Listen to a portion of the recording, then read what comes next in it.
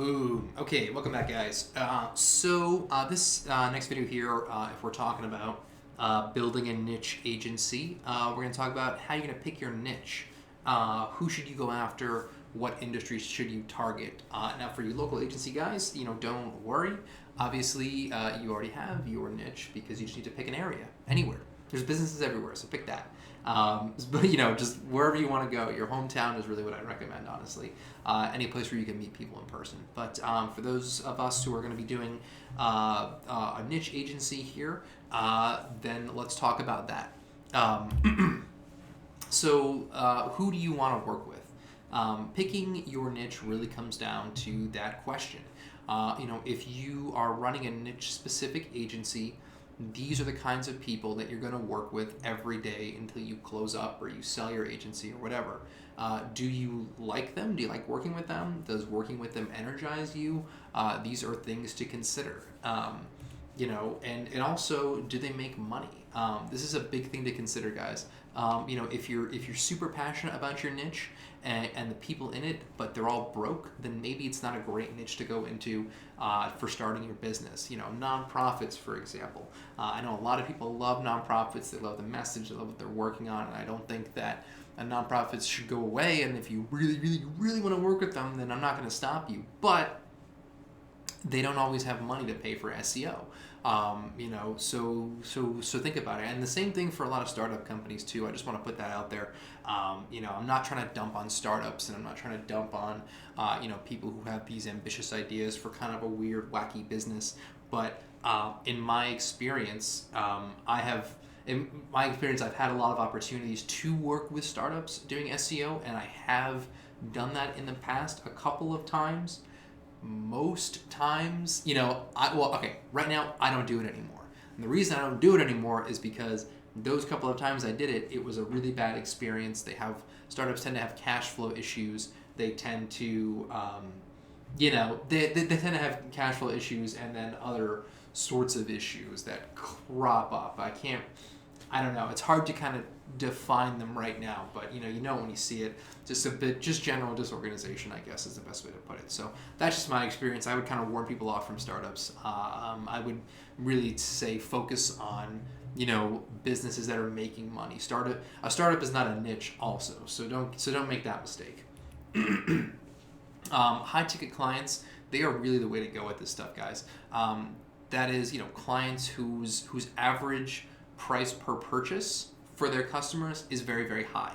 So obviously you want to look at niches like, that's why niches like plastic surgeons, cosmetic dentists, divorce lawyers, just like big, super high ticket, items, chiropractors as well, different kinds of dental work, different kinds of, medical procedures, things like that, where if you can get them just one extra patient or customer, every single month, then you'll have made them an ROI on their SEO investment. So this is something to think about, when you're getting into the niche, when you're picking out a niche.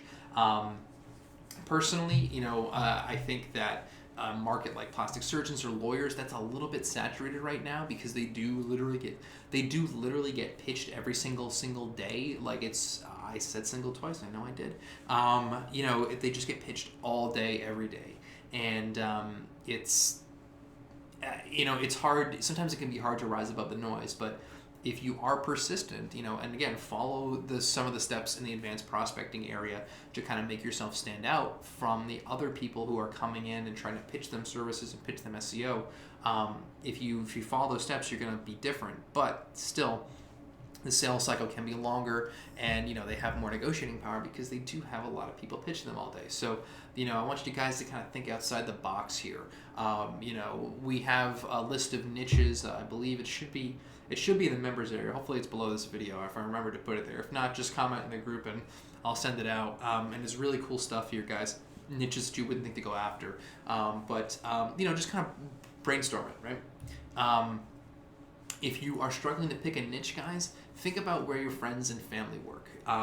Any niche that you're going to want to do, any niche you pick, you're going to want to do some research in as well. If you know somebody in that niche, it can make your life a lot easier. So for example, do you know somebody in your family who is a chiropractor? Do you know someone who installs solar panels? Whatever. This is kind of your foot in the door. Even if they don't own the business, you can talk to them and maybe they'll make an introduction for you to the owner so you can kind of pick their brain, kind of figure out what their major pain points are. Heck, maybe they'll even hire you to do some SEO.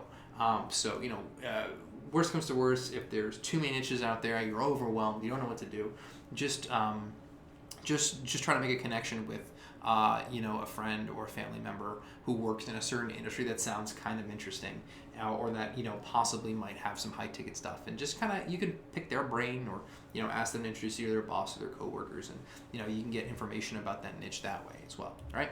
And guys, don't worry about your niche being perfect on the first try. Just pick something to roll with it. The important thing is to take some action steps. Just pick a niche, start prospecting in it, all right?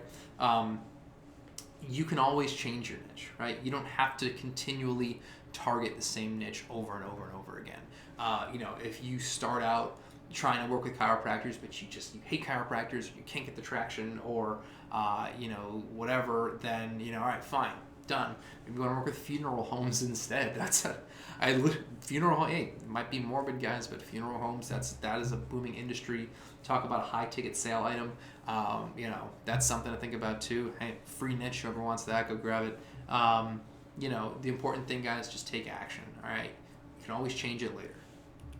And that's it, guys. So that's your niche. Hopefully this was helpful. Because any questions about niches, you're not sure if one niche is going to be a good niche or not, post in the group. We'll give you some thoughts. Everybody there is real helpful. All right, thank you guys, and let's keep it moving here.